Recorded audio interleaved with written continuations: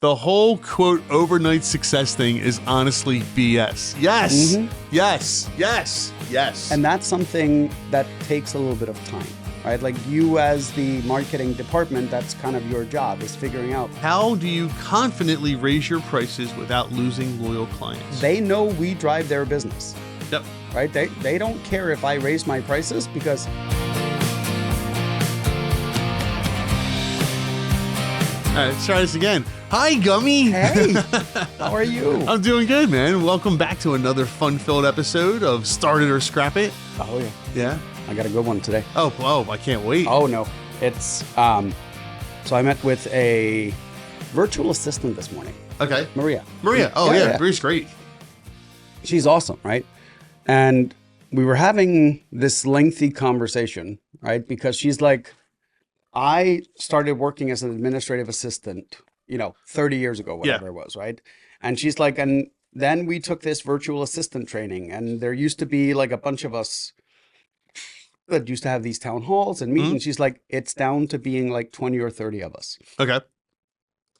And I was having this conversation with her, and she was explaining to me like all the things that she does and what a virtual assistant really does, and the follow-ups and the reminders and like keeping the business owner kind of on track, making sure stuff doesn't get missed. And really like 90% of the work that she does is the stuff that you do with a CRM system. Okay. Right? Like, so she says I can see that. we live and die by the calendar, right? Mm-hmm.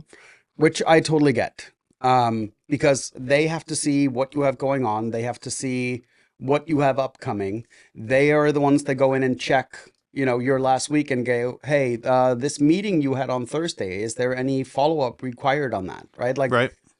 And I was thinking about it as I was talking to her about the CRM systems and stuff like that. And I'm like, so a lot of the stuff that you do, the CRM system can take care of probably 80% of it, right? Mm-hmm. But the other 20% that the CRM system generally will not do, like the CRM system doesn't ask the question, hey, was this meeting from last Wednesday something we had to follow up on? Yeah, is there more to it after? Correct, right, yeah. Right, like you can set a reminder, like you can set it up so that it reminds you a week after every meeting to review the meeting. Mm-hmm.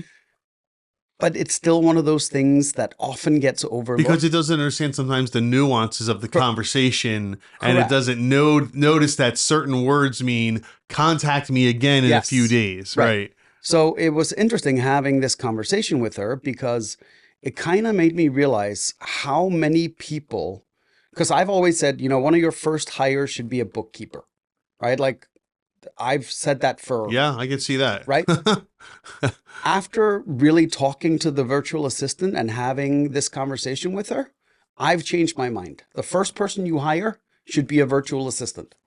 A virtual or an assistant? Either or. Either or. Okay. Either or. Okay. Like so an assistant, but it can be virtually. It could be a virtual assistant, right? But you have to find a good one, right? Because there's something we always talk about with our clients is follow-ups, for example. Yeah. You go out, you give a quote, whatever, and it's the question of, well, how long do you follow up for? Right. And the answer is either till the client signs with someone else or signs with you. Right. Like that's when the follow-up stops. But most small business owners only follow up for about 7 to 10 days and then it dies off. Right. Now, CRM systems can do the follow-up longer than that, and you can automate the process. So let's talk a little more about that. Yep. So explain what a CRM is to somebody. So it is a customer relationship manager. Right. So it is the central hub where you have all of the information about every single person you communicate with. And I say communicate with because it's not just customers. Like you could have partners in there. You could have vendors in there, right? And then that's basically where you manage all of your time, all of your communication. It becomes this centralized hub where I can now go in and look up when is the last time someone called John, right? Or when is the last time John called us?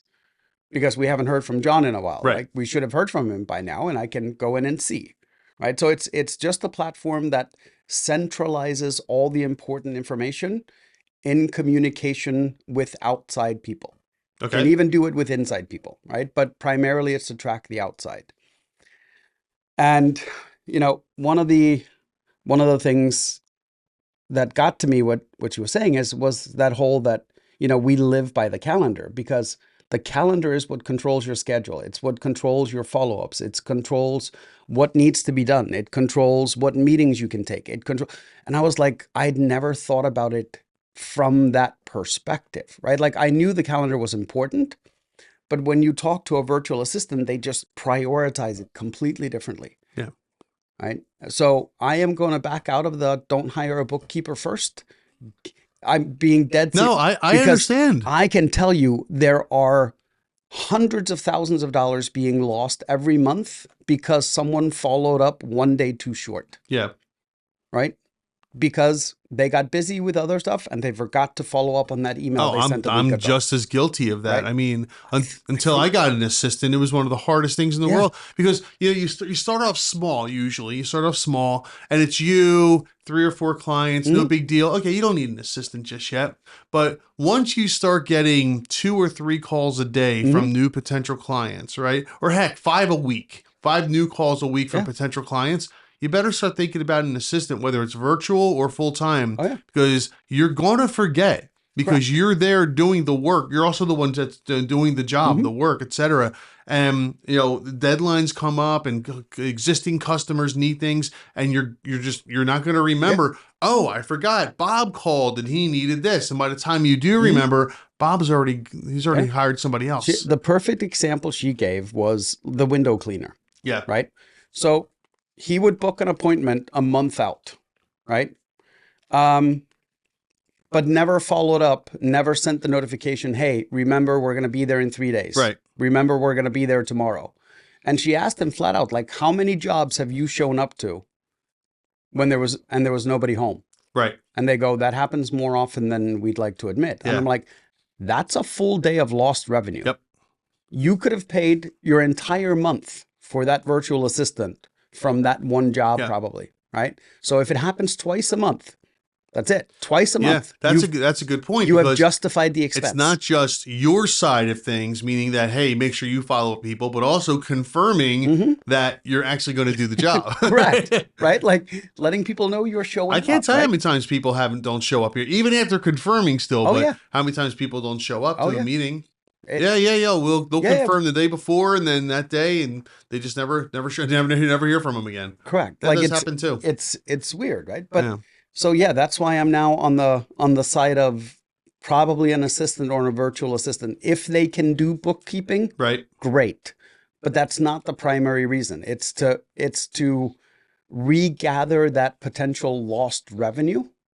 Because, like, once again, if you don't follow up long enough, if you don't let them know you're coming, you lose 1 or 2 jobs.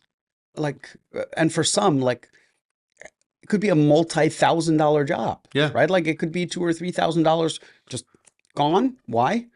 Because you forgot to remind the client you were coming that day. Right? Now, what do? Do you charge the client like a fee? Like, was it their responsibility to remember to be home? Yeah. Right? Like, it's just fascinating. But yeah, so when she said that, it just kind of reaffirmed to me why CRM systems are so important. But the reason I got to that point in the conversation with her was because that's what virtual assistants used to do. They used to basically be a human CRM system. Right. They would monitor your calendar, they would monitor your email, they would monitor everything, and they were kind of staying on top. CRM system automated some of that. What I realized with her is, even if you have a CRM system, you need someone that understands what an assistant is and the processes that they need to use. So even with a CRM system, having an assistant is probably worth its weight in gold. Yeah. Look, if nothing else, your assistant will be the keeper of your calendar, which is 90% of the job when you're running a business, quite frankly. It really is. Yeah. There's a billion tasks that have to be done. And sometimes they have to be done in order. Sometimes they have to be done by a certain period, etc. And having someone who's quite frankly, their sole responsibility is to make sure the calendar is updated and, you know where you need to be and when you need to be there, or what needs to be worked on and when it needs to be done. That is, like you said, is worth its weight in gold. It really is. It can make or break a business. Oh, right? yeah. It really can. Absolutely. And quite frankly, if you're like me, you have a lot of business things and a lot of personal things too. That assistant can help you with both of them. Oh, yeah. Make sure your personal calendar is up to date Like, as well. it was funny because as I'm talking to her, I'm approving a meeting via an email, Yeah. right? Like I'd been waiting on this. Yeah. And I was like, yeah, sure, that date works. I walk out of there and realize I just double booked. Now I have to go back to the guy and be like, hey, sorry. How often do I do that? Right? Like but I hate doing it. I know. Right? But a virtual assistant would literally go in and double check everything for you before approving the meeting, or suggest, hey, or call you and be like, hey, Joe wants a meeting at 11. You have a 10:30. Is that going to be enough time? Yeah. Do you need a break in between the meetings? How do you want me to schedule it? Right? And everybody goes, oh, but that's easy. I can handle all that stuff myself. Yeah. Do that when you have 35 meetings in a week. Yeah. Right. Do that when you have 35 meetings, a golf outing, a networking event, a social mixer for school. And employees. Right? And employees and things to deal with in between it adds up so quickly, right? So the sooner you get someone, I think you should get a virtual assistant the day you get a CRM system. Okay. Because the virtual assistant theoretically has the most understanding of all the assistant processes and all of those things, and they can literally help you set it up in an optimal way, right? So think of them as more than just virtual assistants. Think of them as the keepers of the CRM system, right? Yeah, it's just, it was eye-opening. It's not often that I have conversations with someone that changed my perspective on certain things. I know you know it all, man. You know everything. No, I'm just stubborn, and no, I can it's very admit cool. it. No, it's absolutely true. And it's something that I've looked into several times, whether to go with a virtual assistant or an in-house assistant. And I've always leaned toward the in-house assistant, but sometimes the virtual assistant's the way to go, because initially it sounds like, well, they have a lot of clients, they're not going to have a lot of time for me. They're so specialized in their field that they can juggle 10 clients and have no problem. Oh, yeah.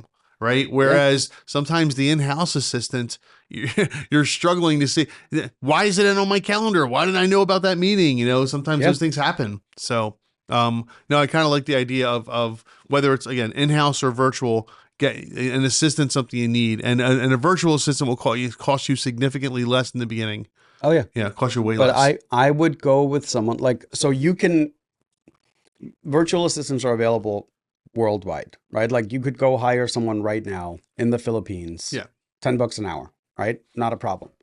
Or you could find someone local with experience and pay a little bit more. I will put money on that the local experienced person that will call you, that'll set up that Monday morning meeting at 9 a.m. Every week, call you to go over the things for the week, is going to be worth far more than the one you can get. Yeah. Less expensive, especially if they've been doing it for years. They understand the CRM systems. They're getting to know you. They're getting to know your priorities. Like it's like a hire without being a hire. It really, yeah, exactly. Right? So, no, that's great. It's great advice, man. I like that. Again, one other thing we have not really touched on in this podcast. All right. This is why this podcast is never ending. Oh no, there's always something. There's always something about new. business. It doesn't matter. Doesn't matter what you say. Don't care how long you've been in business. Nope. There's always something new going on. The other thing I talked to her about today is when to say no to a new client. Oh yeah?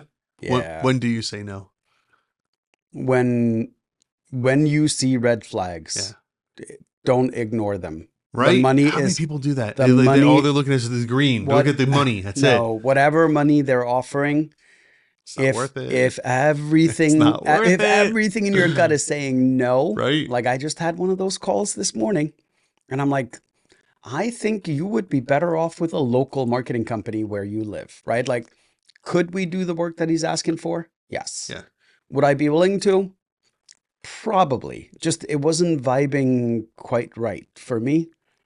So I was like, let me send him to someone local. If the local company doesn't work out, I told him, you can feel free to reach back out. But I'm like, I recommend you go with the local guy, right? Which is a I've good. done that before. I've told plenty of people, probably 3 or 4 this year alone, where it's been like, hey, I hear what you're saying. I understand. And the excuse will either be, I'm booked up right now. I just don't have time to take on new clients. Or sometimes I'll be like, that's not my expertise. I don't really do that. Let me give you or somebody else or something like that.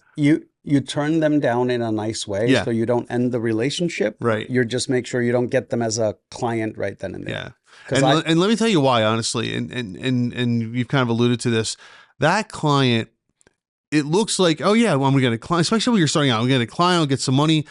They will drain you, whether emotionally, mentally, physically, or financially. They will drain you. And I'm not saying they're doing it on purpose. Sometimes they do, but most of the time it's not on purpose. It's just a personality conflict. Yeah. It just won't work. I had a lady contact me once, and she had some litigation. Now, I had just gotten out of litigation, so I wasn't going to do it anyway. But she was telling me exactly how she wanted me to do this, that, or the other, and I was like, well, unfortunately, I'm not in litigation anymore. So, but I'm thinking to myself, you're not going to tell me how to do my job. And I can tell that if I didn't do it exactly how she wanted, I was going to be the bad guy. Whether that was the right or wrong exactly. move, right? And then, of course, if it didn't work, why didn't you do it? It's my fault. Exactly. Why didn't you do it? You're the professional here. Why are you listening to me? But if it did work, and it was all, she gets all the credit. It's just. Oh, and then it becomes well. Why are you billing me so much? Exactly. Right. Yeah, like it's a lose-lose. There's no winning. Sometimes there's just that personality conflict where you can't win. I have that. That's always been my guiding theory when picking and choosing whether it's a vendor, a customer, is that if it's not a win-win for both of us, then it's probably not going to work. Yeah. Like it has to be a win-win when it's a business relationship. Has to be. Yeah.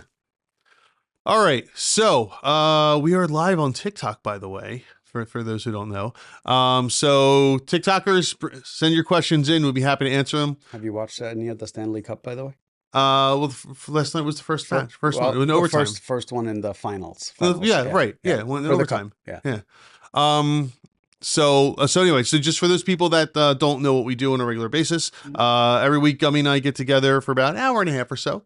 And we take questions. Well, we go on Reddit and we look for people that have questions about starting or running a business, etc. And then we try to provide them with some advice. Yeah. And on TikTok, we're happy to take your questions. So if you are a business owner or you're looking to become a business owner, put your question in the comments. We'll be more than happy. Entrepreneur, startups, whatever. We'll be more than happy to try to give you some real-time advice on that. Again, based on our experience.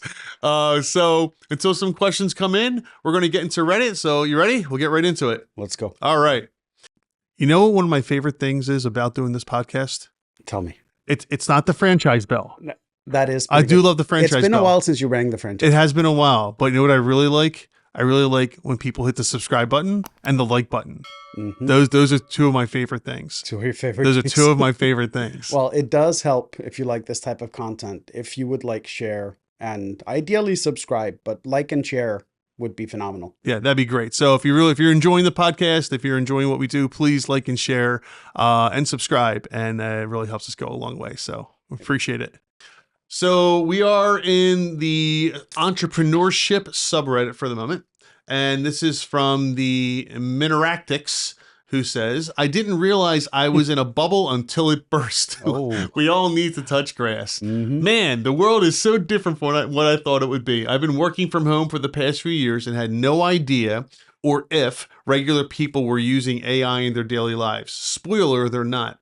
I'm visiting a friend in Turkey for the first time, and while many people don't speak English, out of everyone I've interacted with, only one person used Google Translate to communicate with me. Well, that's pretty cool. Most people are just busy living their lives, trying to survive. We need to build things that are easy to use, even for those that aren't tech savvy or highly educated. Touching grass is the most important part of building. That's actually, I like that statement. That's very true. Yeah, it is. Because especially over here in the US. It's an old saying from somewhere. Is it? Oh, I was hoping he came up with No, that. it sounds familiar. I've never heard that before, but like I was saying, over here in the U.S., man, we are so jazzed up on technology, and we use technology in our everyday lives that sometimes and even within the U.S. itself, there are people that don't. Right? They Well, just they don't use it for everything, and they don't use it for but every day. but so you and I are also pretty tech heavy, Yeah, right? that's what I'm saying. I'm kind of referring to Yeah, you yeah. and I more specifically. I'm sorry. Yeah. But like I just got an email from my local chamber. Hey, can you come in and do a talk on AI again? And I'm like, what part of AI do you want me Yeah. to talk Yeah. about? Right? Like, Which part of the 1,000 pieces correct, should I right? Like, discuss? and when they send me the response, right, it's like, oh, can you cover the top 3 AIs and the pros and cons of each? Top 3 AIs for what? Like, you have to be more specific. Like, do you want me to cover a music AI, a graphics AI, a large language model? Like, what exactly do you want me to talk about, right? But it made me realize, and even talking to my wife who works for a Fortune Yeah. 500 company and stuff, I'm realizing that us as a small business, and probably you as well, we are way AI heavier Oh, yeah. than 99% of small businesses or corporations for that matter, right? But because you and I use it so much, I just take it for granted that other people are using it as well, right? That's the point here. Yes, Yeah. exactly. But anytime I get that email that says, "Hey, can you come speak on Yeah. AI?" And then it's like, "Sure, what do you want me to cover?" And they don't even know what to ask me to cover. That gives you an indication of how little people are using it, Yeah, that's so right? true. Because I could do a 35-minute or 45-minute talk just on prompting ChatGPT, Right. right? No, Like absolutely. nothing else. Yeah. And that would just be baseline prompting, right? Like that wouldn't even be advanced prompting or setting up custom Is it GPTs crazy? or like, Is it crazy that I get excited when someone shares like a really unusual prompt and what it oh yeah, generates? I'm like, oh my God, that is the greatest thing. I love that. correct, right? But it's one of those where you're like, just because once again, I'm in the bubble of we use, like I have some kind of AI agent running pretty much all the time Mm. on either one of my screens or one of my devices because it saves us so much time, Oh yeah. right? Like even I'll give you an example of when I realized it was actually this week, Tuesday. One of the ladies that works for me comes over to me and goes, "Hey, I just wanted to tell you something cool." And I'm like, "Okay." She's like, "They're integrating AI into Excel." And I'm like, "Okay." She's like, "So like if we get an email list from clients that we used to where we need it cleaned up, now you can ask Excel to clean it up and do stuff." And I'm like, Karen, we've been using ChatGPT to do that for 2 years. Like, this is not This is new. not new stuff. This is like, when we get an email list that has first and last name in the same column, Yeah. most of the time we have to separate it. So, like, it's an easy task. 2 years, we've Yeah. been dropping that into ChatGPT, just dropping the Excel file in, telling it how we want it, and it spits it out perfect every time, right? But it just got integrated into Excel. So she thought it was like a new thing that could now be done. I was I like, experimented a couple of months ago with it, with something that had, I don't use the word bothered me, but had intrigued me. I was kind of "Mhm, curious. So what I did was, I had a friend. I know obviously I know a lot of attorneys, yeah, being an attorney, and I don't know one other attorney that uses AI as much as I do. Like I don't know, mhm, because they're just scared of it. I don't yeah, know. I don't know what the reasoning is. I actually do classes on what are called CLEs, continuing legal education, and classes on teaching attorneys how to use AI, and they're just terrified of it. So anyway, point being, I did an experiment with an attorney that I would put way above me. Like they've been an attorney for a long time. She's great. And I gave her a 20-page contract, and I said, review this, and point out the deficiencies for your clients, the lease lessor. right. Let's say it was a lease, right? And point out the deficiencies in the contract. And she took about 3 or 4 hours over the weekend. She gave it back to me. She gave me all her thoughts. I said, okay, now come to my office. Now watch this. And I took the contract, and now I created a custom GPT Yeah, for me and yeah, taught it how to review contracts and stuff. And I said, watch this. and I fed it the contract. I said, your client is the lessor. Please create a review matrix based off of things that are, negative toward blah, blah, blah. Enter. And within 20 seconds, it had a whole list of stuff that was wrong. Not only was everything she said in there, but it had about 20 more items too. And she's like, I never thought of that. I didn't realize that. Oh my God. Oh my God. And I was like, this is why you use AI. Yeah. And they're still afraid to use it. But it's funny because I remember watching an interview with Sam Altman, right? And he was saying, he's like, the most underutilized way that we thought it was going to get used more because it's great at it is condensing and reviewing, right? Yeah. And like I've taken literally a YouTube video, right? A 20-minute YouTube video. And I'm like, condense this down to the 5 key points, right?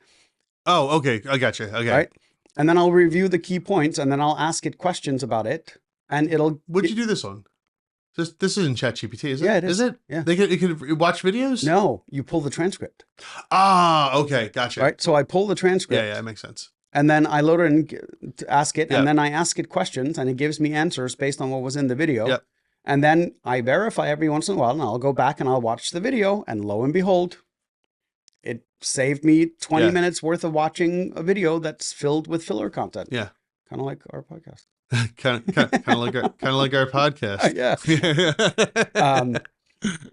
But yeah, it's this guy's absolutely right. Like just because, and I deal with this all the time with a lot of the small business owners and the clients, not on them like AI specifically, but being in a bubble, right? Like where they assume people know more than what they do and that people are aware. Yeah. Right. Like the guy I was talking to this morning, right? I was running him like he's targeting females 45 plus. I'm like, are you running Instagram and Pinterest ads? And he's like, no. I'm like, okay, do you just assume that all females 45 or older know what a senior placement specialist is? Right. Right. Or whatever the official title is. And he goes, well, I would assume most people know. I'm like, let me see if I got this straight. You assume that most 45-year-old plus females in the US know that they can hire someone to go vet assisted living facilities on their behalf. And he goes, why wouldn't they? Because it's not like a thing that people like. It's not common it knowledge is not by a any thing means. that people talk about on a daily basis. Like I don't remember being at a dinner party ever and someone went, hey, do you guys remember those senior replacement specialists? Right? Like, no. So once again, they often live in a bubble where they assume that people know that their service exists. Right. But a lot of times you have to create the awareness of the service to get leads. You can't just advertise the service because people don't know what the service is. Yeah, exactly. So anyway, the Minarctics, great point. I get, you're right. We live in these bubbles where we think certain things are just common knowledge, typical. Everybody does it this way. And then you step out into the world sometimes and you realize they don't have a clue. No one has any idea what I'm doing. So I like using the idea of sports, right? Like just because you're into a sport and you know how many points a touchdown is and a field goal and all of these things, right? Go to someone in Peru and talk to them. Yeah. See if they know what a quarterback is. See if they know what a linebacker is. Right? Like they will have no clue. Well, it's no different with most of our industries. Like just because we know a lot about them, most people don't. Yeah. They don't even know they exist for that matter. All right. So, anyone else that's experiencing that, just remember, and this is actually really good for any entrepreneur to know. Just remember, what you think is actually going on in the world or in the marketplace might not actually be what's going on out there. You might think that things are easier and people understand things when in fact they don't. So just always keep that in mind whenever you're trying to make the decisions, figure out what to do with your business. Capital Charlie on TikTok just said that he has uploaded videos So yeah, you can upload videos. Oh, you can upload videos, but ChatGPT. you can't drop like a YouTube link in, I think. No, but if I take the MOV file or Yeah, something, or the he AVI was, and yep. upload it, He really? was saying he saw a cool car and took a video of it, loaded it in, it gave him the make, model, estimated year, read the license plate. Yeah. Thank you. That's Yep. great. That's great. I know about a year ago or two, maybe a year and a half ago, it did not do that. I know I tried it once and it didn't do it. Yeah. That must be I don't know if it's a brand new, but it's a newer it's been feature. doing pictures. Oh, It's like pictures I know. Pictures has been doing forever. Pictures I know. And I knew it couldn't take links, but yeah, now I got to try to upload a video. I know. I'm excited now. Do it right now while we're talking. You have any idea how much that changes things? Well, like, think about it. No, seriously, think about it, right? Your competitor creates an ad, right? Yeah. You take that ad and upload it into ChatGPT. Mm-hmm. Where's this? Let's say it's a product, right? Yep. Where's the product from? Where's it being sold? Where are the materials to make all the information, all the intelligence you can get from ChatGPT or some other AI service about your competitor's ad in a matter of seconds. Oh yeah, that's crazy. Well, I did see that there is, yeah. I mean, it makes sense now that we're at a stage where it can make videos. It should be able to watch them. Yeah. Very touche. Very true. Mm-hmm. So no, who's the person that said that? Capital Charlie? Capital Charlie? No, Capital. Oh, sorry. Okay. Okay, what? Oh, don't trust business consultants. As a business owner, these business consultants add no value. Well, it's a good thing we don't have business consultants. It's true. Actually, we had that conversation. Let's touch on that. Actually, that's I can't say blanketly that they don't add value. There are some that do, but I will tell you, man, they are sharks, and there are people out there that will go to small budding business owners that really don't know what they're doing, and they will sell you the world. Yeah, you pay me $2,000, $3,000 a month, and I'll have you doing it. And it's all fluff. Right. It's all junk. And when it doesn't work, it's because you didn't do something right. You didn't follow my guide. So there are also like business coaches. Yeah. Right? Yeah. They do that too. Whole separate thing. So where business consultants make sense to me is, let's say you are a production company, you have widgets that you ship and sell. Yeah. Right. You need someone to help advise you on the logistics piece. Especially if it's international. Right. Yes. I might not know what the rules are in Mexico or something. Yeah. So consultants are phenomenal when you need to solve a very specific problem that they have expertise in. Them coming in and solving it can take 2 days. Yeah. It would take you 2 months, a year, maybe in some cases. Yeah. Sure. And but I think the ones the business consultants they're referring to are probably more like you're saying, the coaches, the ones that come in and they're all right, let's get to work, everybody. Roll your sleeves up and blah, blah, blah, blah. And they throw a bunch of PowerPoints at you and stuff that doesn't do a darn thing to change your business. But they'll take your money, I'll tell you that. Oh, yeah. So, please keep the comments coming. Good or bad, we'd love to hear it. All right. This is from OK-Bobcat4138. When did your entrepreneurship begin? I'm curious if there's anyone out there who began doing what they do now as a hobby or side hustle. How did it begin? Were you working full-time at a job that was just meant to pay the bills, then left to go pursue your dreams, etc.? How did you start? So, I mean, I know my answer. You want to go first, or? No, because I didn't start what I did as a hobby or a side hustle. Okay. I ended up, I had a boring road to where I ended up. Sounds very typical of you. Yeah, I know. Like I started in the culinary world. Right. And then I ended up working for a food distributor selling into restaurants. Yep. And from there, I ended up with a marketing company that basically did website development at the time. And then from there, I got into marketing because like my first cold calls were, hey, have you heard of this thing called the internet? Yeah. Like maybe you should get a website. Right. And then we just went through the natural progression. And we added graphic design. Then we added SEO. Then we started adding AdWords management. Like it was a progression that just happened. Right. And so I ended up here really the boring way. Like what's interesting to me about what I do is the psychology portion of it, understanding why people do what they do. Yeah. I'm not, I like the data, but like, I'm not a huge fan of the graphics or that portion. I do it because it comes with the You're a data territory. guy. I get it. You're a data guy. Yeah. My story is very different. My story is I was working at a company. I was the, again, back then we called it the webmaster, right? Yeah. Which was a cool title back then. Mm-hmm. Not so cool now. And so, while I was doing that, I had I had two cell phones, one for personal, one for the new business I was starting up. And I did it as a side hustle. You know, it was building websites and working on programming and stuff on the side. I would never do it at work because I never wanted to, would never want to be that guy. Right? I was tried to be respectful. But at nights and weekends, man, I was just off coding, building other platforms, building websites for people, etc. And then eventually just got to the point where I had enough business coming in on the new thing that I've realized if I focused my time on it, I could make just as much money I did at my current job. That was a lie. That didn't work. That didn't work at all. So I left my job. I started had my company going a little bit, but I didn't make nearly as much money as I did at my job.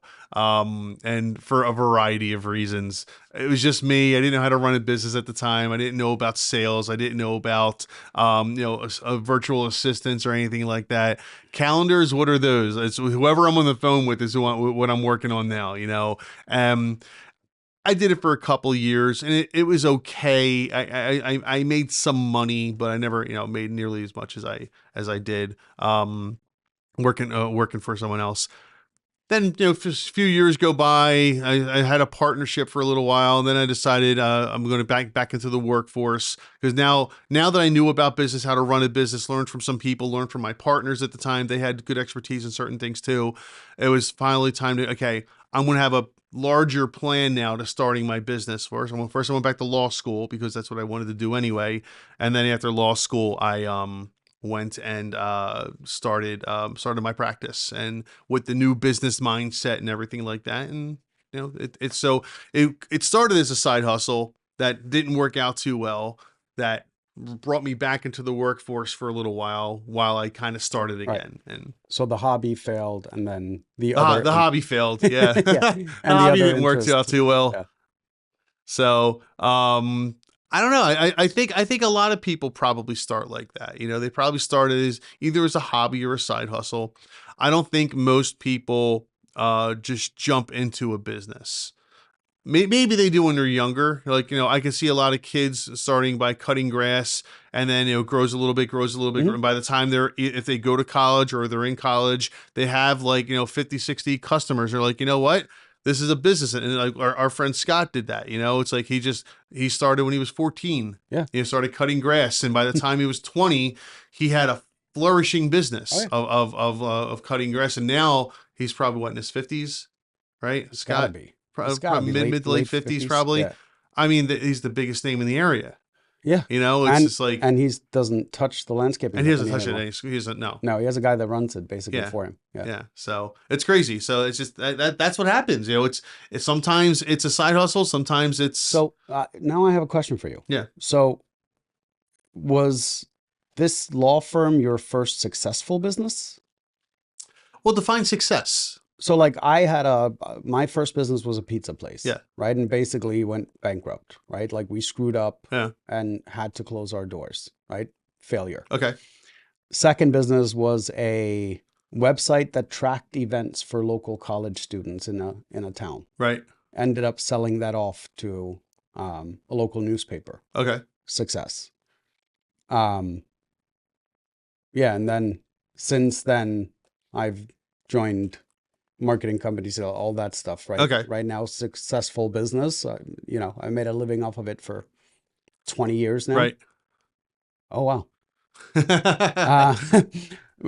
So I would consider it successful if, have employees, all of that stuff.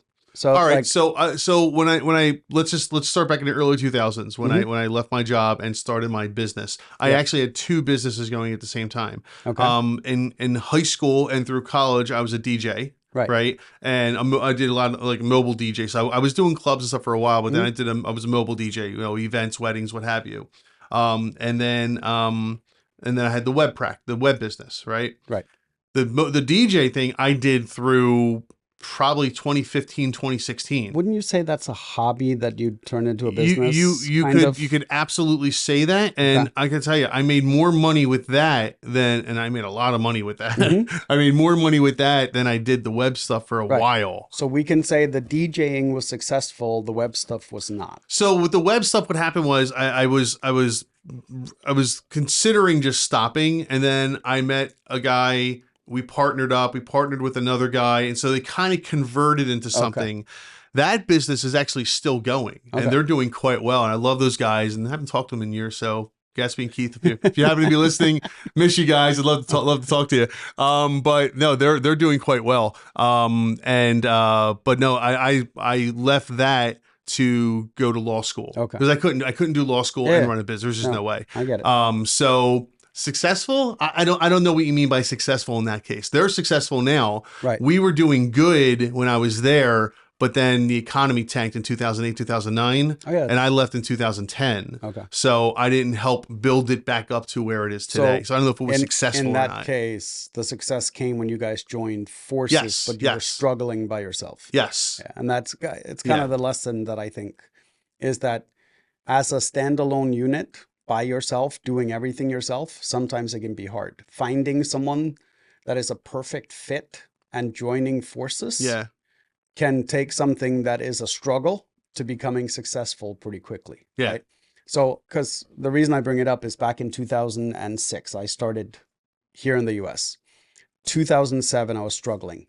2008, everyone was struggling. Everyone was struggling, right? And then I ended up partnering up with 2 other marketing companies, and I became the white label provider for their websites. Yeah. And all of a sudden I went from struggling to not struggling, right? So, but it was that I was by myself. So I was out doing the sales, I was project managing, like I was doing all those things because I wasn't able to drum enough business, and I was working 18-hour days, right? But the moment I had that steady sales force, which were the 2 marketing companies, now I could focus on project managing at night, communicating with them. They needed very little communication because they were communicating with a client. I was just getting the cliff notes, so to speak. And that gave me more time to develop my own business and network and sell and do those things, right? But without the 2 of them, I probably would have struggled for quite a while more because it was the nature of the business. Yeah, it takes time to drum it up. So anyway, I don't know. Okay, Bobcat, that answers your question. Everyone's got a different path. Yeah. Right. And everyone has a different start. Yeah. It reminds me of there was a lady that calls me. This is a decade ago. Yeah. Right. And she's like, "Hey, my dad just invented a product and he's trying to figure out how to market it." And I'm like, "How old is your dad?" It's like, "Oh, he's 62." And that's when his entrepreneurial journey started. Love it. They grew they grew the business for 5 years, ended up selling it out to a major provider that bought the licensing to the product. See, it's never too late. It's never too late. It's never too late. I don't care how old or young you are. Just start. All right. So let's move on. TikTokers, don't forget, please leave us some comments if you're interested. Let's see. This is, okay, so we're moving over to the small business sub. What? I'm reading the title. Oh. So this is from Startup Curious 10, who says, the whole, quote, overnight success thing is honestly BS. Yes. Mm-hmm. Yes. Yes. Yes. So let's be clear, right? There is that one instance where it happens. Yeah. Right? Where it's a combination of perfect timing with luck. Like you ran into the head buyer for Walmart. Yes. That happened to see your prototype product that went, "That's awesome. We need to pitch this," right? Like it can happen. Yes. You know what else can happen is I can stop at the gas station and buy a lottery ticket and hit the Mega Millions. Correct. That can happen. Yes. Yes. Just doesn't happen as often as you think. You know what? Do you know what can never happen? A golfer hitting a 1-iron. True. Very true. Does not happen. That does not happen. All right. So anyway, it says, This is, again, Startup Curious 10. Dude, I'm so tired of seeing posts like made 100,000 in 2 months with this one weird trick. Exactly. It's so funny. Like, come on, drop shipping, AI, whatever, some funnel they copied. It's everything. It's everywhere, and it's messing with my brain. I'll be honest, it makes me feel like crap sometimes. Like, maybe I'm the idiot here. Maybe there really is some secret I'm missing when I'm over here grinding away at my thing that's growing slower than paint drying. But here's what I figured out. Most of the people either had money to start, knew the right people, or they were just really good at selling dreams. Yep. The rest of us regular folk were literally starting from nothing. I work at a dev agency, and you know what? The people who actually make it aren't the loud ones posting screenshots. They just find something people actually need and do it well. So when you're having one of those weeks where nothing's working out and you feel like giving up, what do? Like, seriously, how do you not lose your mind when everyone else seems to be winning and you're just stuck? I could really use some advice here. Anyone else feeling this? Everyone else is feeling that. There's a lot of people feeling this. There really is. I mean, we went through that. You and I know I've gone through it. I know you've gone through it. Well, yeah. And like, the more you see of these get rich quick, and here's how I left my job and make $10,000 a month from a beach in Aruba, right? So like, not true. No, most of it is absolute crap. And anybody selling like digital products, right? Is there value in some digital products? Some, yes, right? I've said this before. People don't pay for information; they pay for structured information, right? So like, I know a guy that sells SEO guides, right? So how to do your own SEO when you're starting out. And he's selling them, it's basically like a course, right? And it's like $499 for the course. And I can tell you it's a lot cheaper than hiring someone like us if you can do it yourself in the beginning. And it's worth the money because then you're building the foundation correctly, right? So I bought his course. I'm like, I got to see what this guy's putting up, right? Like, because he put up all kinds of wild numbers, right? So I buy his course and I flip through it. I didn't watch every single video, but like, it was a really good course for someone that doesn't know anything about SEO, right? And wants to get started the right way, on the right foot, doing it the right way. It would have been worth the $500 in a heartbeat, because the information was structured in such a way that you could literally start the process from day one. Right? Like, you didn't need to spend days or weeks going through the program. He literally gave you, okay, step 1, here's what I want you to do. Step 2, here's what I want you to do. Step 3, advanced like, it just made sense. Like, it was a really good training program. And if you think about something like SEO, it's still an important part today, even with AI and everything. Oh, sure. And I was like, this course, if someone would ask me, as me being in the profession, is it worth $500? I would tell you yes, right? I've seen other programs that people have sent to me and be like, hey, can you review this? That aren't worth more than a Google search. Yeah. Right? Like, that's how thin the information in it was. But when you put out a good product, like this guy, he put out a good SEO product, and he does probably $6,000 to $8,000 a month in sales, which is not bad, considering he only uses TikTok to promote it. And then he has like a monthly mastermind class where he does a Q&A session for anybody that bought the program. I'm like, that's not bad. He spent a few months developing the program. He spends an hour a day doing promotional videos and like talk about his stuff and answer people's questions. And he does $90K a year with only a few hours worth of work every week, right? Yeah. But the key was he had a good product. He had something people could use from day one. Like, you bought it and like, here's what I want you to do today, right? But the vast majority of them are absolute crap. Oh, yeah. Like, by far. And the numbers that they're giving you, here's a good indicator. If someone is selling you a product, especially a digital product, that also gives you resell rights to the same product, you probably should not buy it. MLM. That's multi-level marketing. That's what that is. It's basically what it is, right? But yeah, no, all in all, overnight success, like literally overnight success, Yeah, is incredibly rare. Yeah, it really is. And it is very, very, very hard to even replicate. And you know what's funny too? Aside of the the BS guys out there saying, "Oh, you follow this thing, you'll forget those guys." A lot of times when you hear about a startup selling their business to XYZ company, Google, whatever, for $1 billion, oh my God, sometimes that startup's been around for 10 years. Oh, yeah. And you don't know it because yeah. you just heard about it for the first time. Here's a perfect example, right? So the guy that started Twitter, he's been there, done that. He should know exactly what it takes to rebuild it, right? Well, he started another company that basically competes with Twitter. And now, how many years later? Yeah. Right? It's still only a fraction of what Twitter ever was, right? Right. And people think, oh, but Twitter was like an overnight success. No, it was none not. of them were, right? Like, I can't tell you a single startup that I can remember off the top of my head that went from nothing to worth millions in even their first few months. Million? Oh, no. The closest I can think of is WhatsApp. It was like a year, maybe. Was it a year? I think it was about a year. And they were valued at like $1 billion or something. Like it was crazy. Yeah. Yeah. That's like the only one I can think of. But how many? But I'll bet you, if I haven't done the research, maybe someone on Twitter on TikTok knows.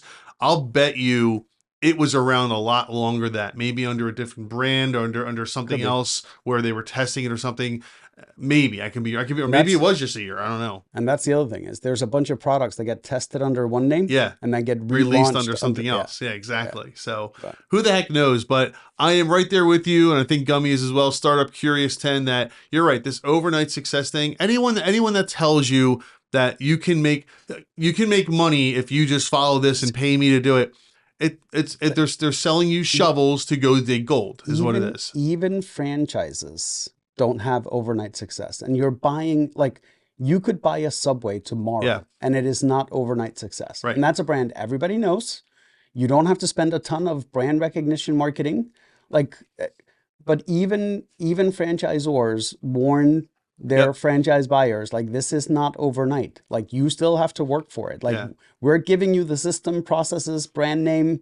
Like, we took a lot of the heavy lifting's already done, but you still have to build the business itself. Yeah. Right. I will say there's one small exception to that, and that's Rita's Water Ice. Oh yeah. I know 4, 5. I think I've helped 5 people set up Rita's Water Ice in the last few years. And every one of them within a year has made their money back and are making profits. Yeah. Rita is... I don't know what it is about that water ice, man, but... Well, it makes sense, right? Because the ingredients aren't expensive. Yeah. It's normally they're only open during certain seasons. Oh, sure. Yeah. Right? Like... The help is cheap. Yeah, correct. Right? So, like... I get that Rita's is a good one. There's a couple that are really good out there. Oh yeah, Rita's is definitely very high up on the list. Yeah. Another one that surprised me, assuming you can get the right location, is Philly Pretzel Factory. Really? They have pretty high. Don't get me wrong, love them. They have a pretty high success rate, if I remember correctly. Right. But once again, what are you doing? You're making pretzels and you're making hot dogs wrapped in pretzel. Right. Like, it's not a complicated thing, right? It's the same thing with Rita's. It's relatively simple versus like a Signorama. Now you have to spend thousands of dollars on equipment. You need someone that understands the equipment. You need someone that understands how a vinyl cutter works. You need someone, like, it's a very intense process to take on a Signorama, for example, because running the equipment or doing a vehicle wrap or any of that stuff is a relatively intense process. Understanding materials, what can be used inside, what do you use outside, what's the difference between coroplast and alumilite, when should you use the coroplast, when should you use the, like, it's a relatively complicated business for something that's a franchise. Right. Same thing with like the Minuteman presses, right? Specialized equipment, paper, there's all these things. But at the end of the day, they still have to build the business. Even if they get all the training and everything and, like, they're the best of the best doing this, you still have to build the local business up. Sure do. You're the face of the business. There's no slapping, a logo on there and people, oh, there it is, let's go. Yeah, exactly, right? No. All right. So Startup Curious 10, thanks for that. You're absolutely right. Let's see what else we have. This is from my name's endearment. Sorry, couldn't get that right. My name's endearment. How do you guys organize your sales pipeline as a small team? Oh, that's a good question. We're a 4-person SaaS team, and honestly, we're winging our sales process right now. We use Google Sheets and Slack notes, but it's starting to get chaotic. Oh, I can imagine Didn't we just that. have this conversation at the beginning of this podcast? Well, we were talking about the CRM systems, right? CRMs and such. That's how you streamline your sales process. Yeah, I agree. Yeah, you got to get a strong CRM system in place to recognize clients coming in. Sorry, I keep saying clients. Customers coming in. What customers need to be serviced. How support as a SaaS product, support tickets are a very, very important thing. You got to make sure that they're handled regularly, or you're going to lose that customer. Oh yeah, there's no question about it. But it starts like at the lead, Mhm. right? So from leads, you have different pipelines, and you have to understand. So we use a phrase called lead temperature, right? Yep. You have cold leads, warm leads, hot leads, so on and so forth, right? Your hot leads need to go in a pipeline that is an immediate response, right? Informational leads or cold leads don't require as instant follow-up, right? So in almost any CRM system, you can set up multiple pipelines. And you kind of start getting a feel for like a lead that comes off of social media is normally not quite as hot as something that comes from a Google search. Right. So you have to prioritize them differently. And that's how you start developing your sales pipeline is first understand what level is the lead that's coming in and how does it need to be responded to, right? So if someone calls you and leaves a message, you should probably call them back. You think? You probably should. Right? I mean, sure, okay, only if you want business. But to a lot of people, someone calls and they send a text back or they send an email back, right? If they called you, it's probably a good idea to call them back, right? If someone sends you a text message and looks like it's a decent prospect, you don't start texting them all the information back. You try to get them book them on a call or an appointment where you get to have a conversation with them, right? But how you respond to those two different pipelines is different, right? I'm trying to keep the explanation as simple as possible, right?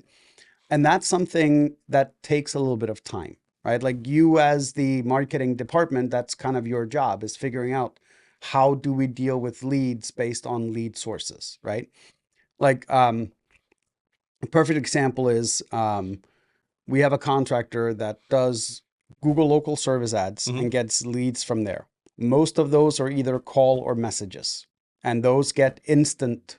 Like if they can't answer the phone when it rings, the moment they're done on the phone, they call that lead back. Right? No and if or buts, because there's like an 82% conversion rate on those leads, assuming you get back to them quickly enough, right? Same thing. If they get a lead from like Angie's Lists or Home Advisor, the first 3 minutes are key, right? So the moment that lead comes in, if they can't get on the phone, a text message. Automated, Yep. The moment they put them in the system, an automated text goes out saying, hey, we're going to be calling you in the next 15 minutes. We just wanted to give you a heads up because they want to be the first to contact. When they get leads from like Facebook, those go into an automated process just to try to book the appointment right then and there. Right. So nobody really talks to that lead. It's all pre-scripted till they book the appointment and then someone calls to confirm it. But those are all different funnels or pipelines depending on where the leads are coming from. So that's the first thing you got to figure out. So you get that figured out. So you get this is way more your world than mine. So you get that figured out. Okay, you got your pipeline set up, everything from the lead coming in. All right, now who services the lead?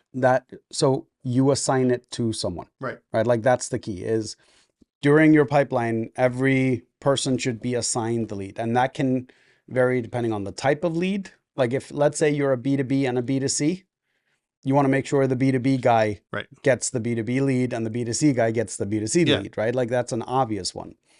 But the difference between, for example, a average user and a power user, do you want the same sales rep talking to that person? Right? Like, Do you want the same person talking to looking for a single license versus 10 licenses, right? Like, who are you talking? So a lot of this has to do with the information you can gather up front helps you put them into the right pipeline. Yep. And don't be afraid once you have them on the phone, when you realize someone else would be better at explaining things, to say, hey, I have someone else that would be much better for you to talk to, right? A lot of people think that they have to try to close the deal.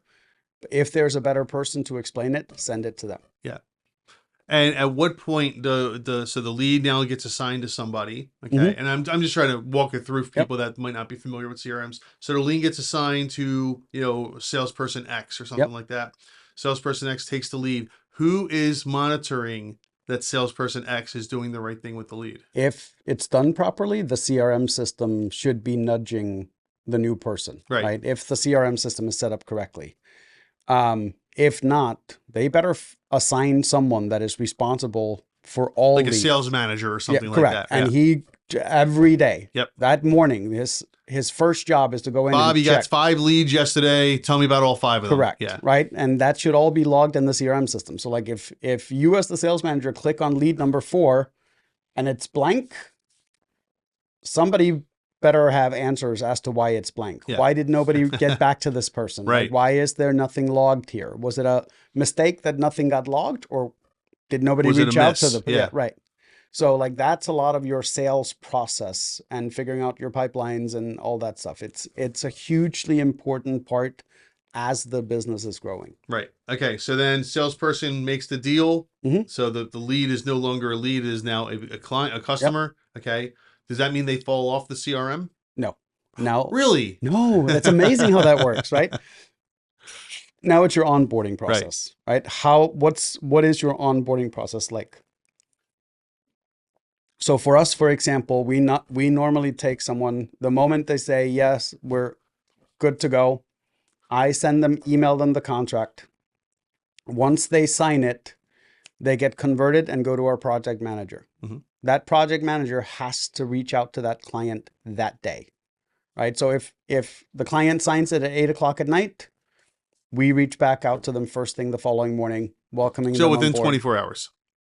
Yes. Right. Well, no. When reasonable. Well, you're not going to do it 10:00 at night. No. So like if they sign before noon today, they get a call today. Right. If it's after, it'll be within 24 hours. It'll be tomorrow morning. Right. So you don't get full 24 hours. I got you. Right. You get first thing in the morning. Or where we walk them through like, okay, so here's what we're going to need from you. Here's what you should expect. Here's the things. Here's your benchmarks. Like this is what we're trying to hit. So in our business, especially on the website development side, a lot of times we get delayed because we don't get things back from customers. Yep. So it took us a couple of years to figure out like, how do we work around it? So we started saying, if we don't hear back from you in 48 hours, we will consider this approved. And we put that at the bottom of every message, right? And it helped projects move along. Now, have there been a couple where we've had to go back and rework some things? Yes, but it sped up our production process drastically. I'm sure it has. All right. So now the person is in the project management queue, so to speak. They're being handled. What's the next step now? So we deliver the project. Once the project's delivered, it goes back to salesperson who sold it to them, right? Unless they have another service already lined up. Yep. But then we deliver the project. Salesperson gets reassigned now as a client, where they get a reminder every 90 days to reach out to the customer just to see how they're doing. Great. Right. And that's where we get a lot of the upsells, the SEO, the marketing. And so during that period, the customer says, okay, I have a new project I want you to do. They kind of go back to that project management queue. Yes. And we try to make sure that every client, if they've dealt with a project manager before, we try to get them back to that same project manager whenever possible. Yeah. Right. It's not always possible because not every project manager is trained on all the services. Yeah, it might be a different type of project entirely. Correct. But the process is always the same, right? Like assigned to project manager has to reach out to them, explain the process, benchmarks, what we expect from them. And then we have follow-up reminders for the client too. So like the moment that first call ends, an email goes out going, hey, just a quick reminder, here are the things we're going to need from you, right? Ideally, we need these by X day, which is time, We talk to them plus 3 business days. Yep. Right. And we can program in that it's always plus 3 business days. So we talk to them on a Thursday, it goes Friday, Monday, Tuesday. Tuesday. Yeah. So. All right. Well, there you go. And there, my friends, is the life cycle of a Pretty of a much. CRM And system. Then it's just And it just keeps going around and around and around. Actually, one more thing. Yeah. What about when they no longer are working with you? Do you when they leave? Yeah, when they do it, do you do any type of follow up, like 6 months, a year later? We generally don't. Okay. We just make it when someone wants to leave us, we have someone that manages anybody leaving us.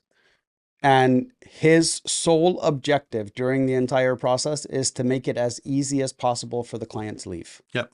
We bend over backwards to help people leave. Right. Because we never want them to feel like they can't come back. Sure. Yeah. Right. And we found that by making it as easy as possible for them to leave, we have the highest chance of getting them back if we want them back. Right. So, yeah. All right. And so there you have it. So my name's Endearments. Hope that helps you. In a nutshell, set up a CRM. But don't just set it up. Use it properly. Yeah. How many times have you seen people set up a CRM system because they've been told by some business consultant or something like that, you need a CRM, but they don't, and they go out, but they don't use it properly, or they don't use it at all? No, we got to the point, because we force every single one of our clients into a CRM if they don't have it. Yeah. Where I have a guy that just sets them up for them. Is that right? Oh yeah. Yeah, like that's his job. That's cool. Like we get on a client, his job is to call the client and figure out, okay, how do you currently do your estimates? Can you do them in here? And walks them through how to use the entire thing. Right. So very cool. TikTok just ended. TikTok ended? Yep. So we got to restart it? Yeah, it was the hour. Sorry about that, TikTok. We had a slight technical malfunction, but we're back. All right, so this is from No Mathematician 4660, who says, Gummi, we've talked about this one plenty of times. Star employee gone wrong. Oh man, we have an employee that has been a rock star for 4 years. The last 6 months have grown more difficult by the day. It started with some medical issues. We were exceedingly accommodating. Then one of her kids started having some problems. Then she had another medical issue. Then another kid started having some problems. She started leaving early to pick up an 8th grade child from school. Add that to doctor's appointments for her and her 21-year-old daughter. She was missing work. I'm sure you can guess where this is going. Turns out she has been working a second job while claiming to work remote for personal reasons. We're a small company. This has created a huge workload for our team. We just confirmed the second job. The second job is for a distant competitor. How do we handle the termination? We dread the thought of a battle with unemployment claims, as well as other issues that she may have conjured up. Do we force her to resign? Do we fire her? Any insight would be appreciated. And then there's an update. The salary for this person is on the high end of the average for the large metropolitan area, about 30 miles from us. In our exact area, the salary looks to be above average. Final update. Talked with an employment lawyer. The employee was insubordinate by not reporting to work when instructed to do so. Theft of time, that's what I was going to say, is a viable avenue in my state. Work hours were 8:45 to 4. She had been logging on average 3 to 4 hours on her company-issued laptop. About 45 minutes of work for our company. We have terminated the employee. Yes, you have. Yes. Yeah, once, and I'm not going to give legal advice here, but generally speaking, once an employee starts going off the deep end, not showing up on time, even when they have excuses, as long as you're providing what are called reasonable accommodations and the employee still isn't doing what they're supposed to do, then you do have a right to terminate the employee. As soon as you found out about the second job, gone. You can get rid of them right then and there, because now, hold on, let me back up. As long as that second job is interfering with company time, it's not like they're moonlighting or something like that. If they decide to take on a janitorial overnight job, yeah, fine, that's fine. But even that, though, let's say it's a janitorial overnight job where they work till 6 a.m. They only get a couple hours of sleep, and now they're exhausted during the day, and it affects your work. That also could be actionable. Right? Because it's not like they're taking, they're working from you till 4 p.m. and then from 6 to 10, they're working somewhere else for 4 hours. that's usually not an issue because it doesn't interfere with your business. That brings up an interesting question for me, right? Yeah. So like when I was young, I was working multiple jobs, right? Like I was working my primary sales job. Yep. I was a bouncer on the weekends, and I cleaned the factory 2 nights a week. Yep. And there were definitely Mondays where I got to my main job where I was not at 100%. I had the same problem, but for different reasons. Right. But go ahead. But mine were for work reasons, Yeah. right? So what is in that case, because like there are lots and lots and lots of people that work 2 jobs or 3 jobs for that matter. What you're saying is that if job A decides that you show up too tired after working job B and C, that is cause for termination? If it affects the productivity, it absolutely could be a cause for termination. Okay, let me back up. It depends on where you are. Again, I'm not giving legal advice here. Nobody follow this as legal advice. This is just not. friendly information that you might want to know. It's a conversation about my situation. So in Pennsylvania, we are what's called an at-will state. Right? Meaning that you can quit your job at any time and we can terminate your job at any time. Right. As long as that termination isn't based off of discriminatory factors, right? Race, sex, things like that, right? National origin, those types of things. What's called Title VII, Title IX, there's all kinds of things for it. Disabilities, all that stuff. So as long as that's not the reason, generally speaking, we can let you go for any reason or no reason. There are right to work states where you have to have a legitimate reason for terminating somebody. Okay. So I don't know. I've never been involved in a right to work state, so I don't know the rules there. So this is not, if you're in a right to work state, none of this applies. If you're in an at-will state, which is the vast majority of the country, yeah, if your performance is lacking because of another job, I can let you go for that. And it's simply because your performance was lacking.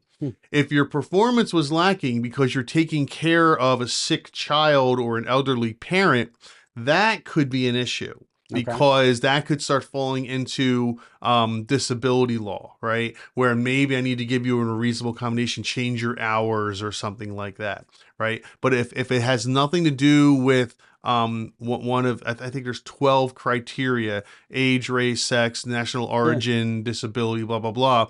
If it's not one of those, then I can let you go for any reason. And so if you're working a second job and you're coming in tired all the time, I can let you go for that. Okay. Yeah. Now, if the tired is because of a medical condition, chronic fatigue or something, that's a difference. And this is why it's not legal advice, because there's so many nuances to it. I have chronic fatigue because I have to work 2 jobs to make ends meet. And then my question would be, if you didn't work the second job, would you still be tired? Probably, because then I'd be worried all the time. That's why we have attorneys. So attorneys made these problems. Let's be real. Okay, attorneys made these problems. All right, so let's look at it from the other angle, though. I thought the star employee gone wrong was the other side of things, where the person was a great employee, did a great job, but is now just completely was one of the episodes we talked about before was culture. It's completely ruining your culture, right? The employees now, for whatever reason, has a bad attitude and is just messing things up with the other employees. Right. Time to cut them. Time to cut them. It doesn't matter. Yeah. And we talked about this heavily in one episode, where if an employee is just bringing everybody else down, I don't care how good of an employee they are. They got to go. They are lowering the overall productivity of your business. Yeah. Hey, I noticed that can you just poured over there, by the way. Yeah. So a word from our non-sponsor. Non-sponsor, not our sponsor. Available in Light and Diet, which apparently in this area, because I just talked to our friend Mr. Bound that owns Bound Beverages, because I've been asking him to order these for me. Yeah. Because like these big cans are hard to find in bulk. Okay. Like I can find single cans, but I like buying them in cases. And apparently, I didn't know this, but Arizona Iced Tea has a company that produces some of their products, like their bestsellers locally. Yeah. Apparently, this is not one of those products. Oh, is that right? So it is hard to get this in this area. So I learned something today There about you go. our non-sponsor. Our non-sponsor. And why do we say non-sponsor? Because they are not sponsoring this show. Gummi just really likes Arizona Which I would iced like tea. to encourage them, if possible, to start making it here so it's easier to get. Exactly. So Arizona iced tea, if you're listening, you got a built-in client base right here with Gummi alone. Absolutely. He alone will keep you guys going. Dude, I go through way too much of this. So anyway, yeah, the star employee, and this really goes for any employee, and we talked about this, so we'll make it brief. If you have a new person that you bring in, or even someone that's been around for a while, and they're just bringing everybody else down, their attitude just sucks. Yep. I don't care how good they are at their job, they have to go. It's that mental picture of, if you have a tub of strawberries and one strawberry is bad, ultimately it's going to speed up the process of all the other strawberries going bad. Yeah. So the first thing you want to do is get rid of the bad strawberry. Yep. Right? Like it's no. And you need to do it quickly, because here's another thing we talked about, and this was something you mentioned. You had an employee that was bad, that had was causing problems, and changed the mentality of the rest of the other ones, the culture, I should say. And by the time you let that person go, it had already done damage. Correct. And it took a while to unravel that. Undo it. Yeah. So you got to do it sooner. It's not just a matter of doing it, but doing it soon enough that it doesn't actually cause friction with the other employees, that long-term damage. Long-term problem. Yeah, exactly. So, no mathematician, 4660. Yeah, unfortunately, man, that's what happens in the world, and it's just something as entrepreneurs we got to deal with. No big deal. All right. Let's see. This is from Timely-Okra2117, who says, "What's something you'll always buy from a small business, even if it costs more?" Well, I have that one thing: candles, coffee, art, bread, soap. That's just that just hits different when it's made by someone local or independent. 100%. Oh, absolutely. And I'll give you a great reason why, one thing in particular. Oh, yeah. Sometimes it's not about price, it's about the love, the quality, or just knowing you're supporting someone's actual dream. For me, it's bread from a local bakery. Oh, yes. It's so delicious. I could get a cheaper loaf at the supermarket, but it doesn't smell like heaven and still warm when I get home. No, it does not. So what's yours? Oh man, bread's a great one. I mean, you go to a local bakery and buy a small little loaf or a baguette or something like that, and they're still warm and it's still, it's so good. I mean, that's the reason I make my own bread. Yeah, you were telling me about that. But I like trying to there's a local flour mill. Yeah. That when possible, I get it from them. The one thing that I have started buying as much local as I can are meats. I go to the local butcher shop, and the guy can practically tell me what the cow's name was. Old Betsy over here. Yeah, right. Well, it wouldn't be Old Betsy. It would just be Betsy. If it was Old Betsy, it should be another problem. better. Yeah. And produce. Like if I see I drive around a lot because I have client meetings all over, and I may golf too much. Yeah. Anytime I see a farm stand with produce on it, I pull over, and whether it's fresh strawberries, blueberries, cucumbers, peppers, tomatoes. Good. They're the best, aren't they? It's my 5-year-old daughter knows the difference between the strawberries when I pick them up from a local farmer versus the ones we buy at the supermarket. Same thing with, did I tell the story about the meats? I don't think so. So we do once a week, we do build your own tacos. Okay. Right. So build your own loaded tacos. Yeah. Right. So I'll have tomatoes and onions and guacamole, whole 9 yards, so you can build your own tacos. Right. So when I started buying the fresh meats from the butcher, I was only buying the prime cuts, right? Like the bacon, the steaks, those types of things. I was still buying the ground beef at the store. Well, the one time I grabbed ground beef at my butcher, I was like, you know what? I'm here. Let me just grab the ground beef. I don't feel like stopping at the store. I take it home that night. I cook it. And my 5-year-old goes, "What is this?" I'm like, "It's ground beef." She's like, no, this is different. What is it? And I'm like, "It's ground beef. It's just from the butcher." Since that day, she refuses to eat the ground meat from the store. Really? Yep. She will not eat it. She looks at it and goes, "Ugh, this is the yucky stuff, isn't it?" And I've tried tricking her. I've tried buying the organic grass-fed at the grocery store and cooked that and served her. And she's like, this isn't it. And then I go back to the butcher shop, I buy it, I cook it, and she goes, this is it. And I'm like, you're 5. You're 5. I mean, they're little taste buds, man. Sometimes, you can buy the same, like take the little chicken nuggets, right? The frozen chicken nuggets, right? Oh, Because our son was notorious for this. You could buy the same chicken nuggets from the same manufacturer, but one has, and I'm not even saying that they see the labels, but the red label versus the green label, there's something slightly different. One's a low and sodium, they can right? low sodium, and they can tell with Yep. the same thing. I can tell you one thing that I noticed after starting to buy that from the local butcher. Yeah. Is, for example, like I used to be able to eat a whole steak, no problem, right? Like I'd wolf that down. I cannot eat a whole steak from my local butcher shop. My body just reacts differently to it. Now I'm eating like half a steak and I'm like, oh my God, I'm full. Yeah. Right. So I'm not knocking anything here. I'm just saying, like, when all of a sudden you start realizing that what a tomato should taste like, what a pepper should taste like, what meat should actually taste like, it's really hard going back to the stuff that I used to buy. No, I totally understand that. Plus, I like supporting the local farmers. So my thing, and I learned this about, I was told this. Oh, sure, go ahead. Honey. I was just, no, you just stole my thunder. You stole my thunder. No. Curse you. No, about 10 years ago, someone said to me, because I have terrible allergies. And someone said to me, if you eat local honey, it will really help with your allergies. I didn't believe it. And about maybe 5 or 6 years ago, I was like, you know what? I'm going to try it. And it really made wonders. A huge difference. A huge difference. I feed that to my girls. And it's so good. Number one, it's so good. It's so delicious. Literally take the spoon, I dip it in the jar, and I hand it to them. And they're like, yeah.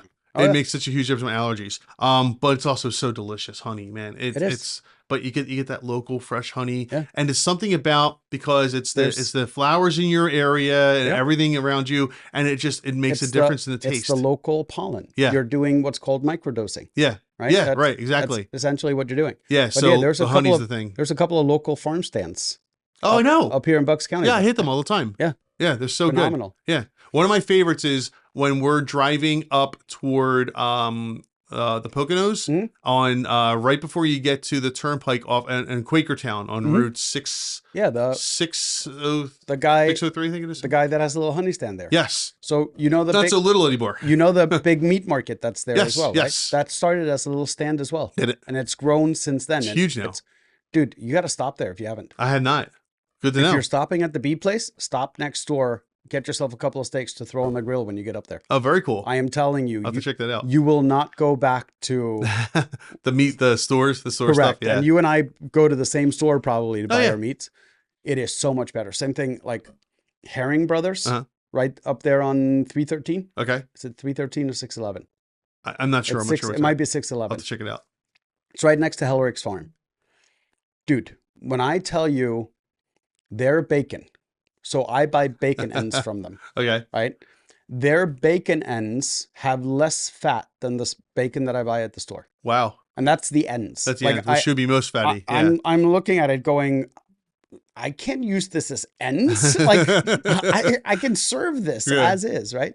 But the taste of their bacon, their pork, even their chicken, it is just like, when you try it, you're like, how did I eat all this other stuff for years? Right. And even the flour, right? Like the local flour is it just tastes different. Oh yeah, it does. It really does. The stuff, because it's not as processed. Right. Which means, and one of the things people don't realize with processed foods, and I'm not a food expert by any means, I know very, very little about it, but one of the things with processed food is they put other things, additives into it for shelf life. Yeah. So that it stays on the shelf for a few months. Whereas when you buy it from the local farm, they got to sell it that day. Oh, yeah. There's no shelf life on these things. Yeah, and it's also getting picked when it's at its prime. Yes, right? So you're getting it exactly when it's right. Yeah. Right? But here's an interesting fact for you. I think it was back in the 80s. The tobacco companies had way too much money and started buying up food companies. Okay. Did you know this? No. So they started looking at what makes food addictive. And they literally used the same principles that they use to make tobacco addictive. So like Ritz crackers are engineered to be addictive. They're Really? engineered for you to eat more of them than you should. You know, I could Right? I could totally believe that. So a lot of this food has been engineered. And when you think about it, like, do you really want someone from that industry engineering the food that you're Right. eating? Like, does that make sense? Well, it's and I totally believe that because I am 100% confident that the food I ate as a child, right? Oh, it's Late 70s, early it's 80s, not the same. even if it's the same brand, It's not. does not taste the Nope. same as it did back then. Nope. There's no way. Try to put down a bag of Cheez-Its, Yeah. right? Like literally to open the bag, Yeah. start eating and try to put it down. Yeah. Right? Like even after you stop eating it, you're still thinking about eating I know. more, right? And you're not even hungry. I know. It's just your brain's going, I want more of this. Yep. That's not normal, right? It's not. And I was explaining to my daughter the other day, she goes, well, why are Pringles bad for you? And I'm like, well, if we just look at it from an energy perspective, right? I said, you could either eat this half a thing of Pringles that you have here, or you could eat 4 bananas. And she goes, I couldn't eat 4 bananas. Exactly. Right. Right? Like you physically wouldn't be able to eat 4 bananas at 9. No. Right? It's just not happening. But you could finish this whole tub of Pringles, couldn't you? And she goes, yeah. Yep. I'm like, therein lies the problem. The salty snacks. Mm-hmm. So timely okra 2117. Yeah. I think everybody's got their local thing that they're going to buy. And like the Service Brothers, their food is so good. and it's because it's all local. It's all local. And it's all like Farm in to table, season, man. ripe, prime for eating. Like, yeah. All right, let's do one more. Okay. One more. All right. This is from acrobatic-guava-4917, who says, how do you confidently raise your prices without losing loyal clients? As a CEO, I know our value has increased, but I'm still nervous about adjusting our pricing structure. If you've raised your prices before, how did you communicate it to existing clients? What worked and what didn't? Okay. We've talked about this before. About this. Yeah, I love your strategy. Please go ahead. Oh, I just walked in and said we're raising our prices by 20%. That's great. It's just happening. Right. No warning, like, no nothing. No, we're doing it. Literally walked in that day and said we're increasing our prices by 20%. And one of my ladies that used to work for me was freaking out, right? Yeah. Like, you can't just drop price increases on people, blah, blah, blah. I'm like, does Walmart do it? And she's like, what do you mean? And I'm like, does Walmart announce to you as a customer when they raise the price of Ritz crackers or Coca-Cola and she goes, no. And I'm like, then why do I? Yeah.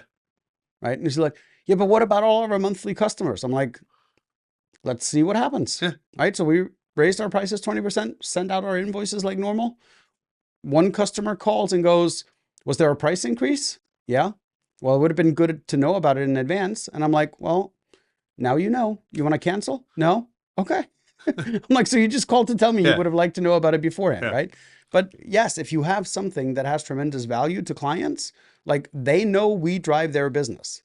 Yep. Right? They don't care if I raise my prices because if they cut us, they lose a ton of revenue, right? Because we drive a ton of business for them.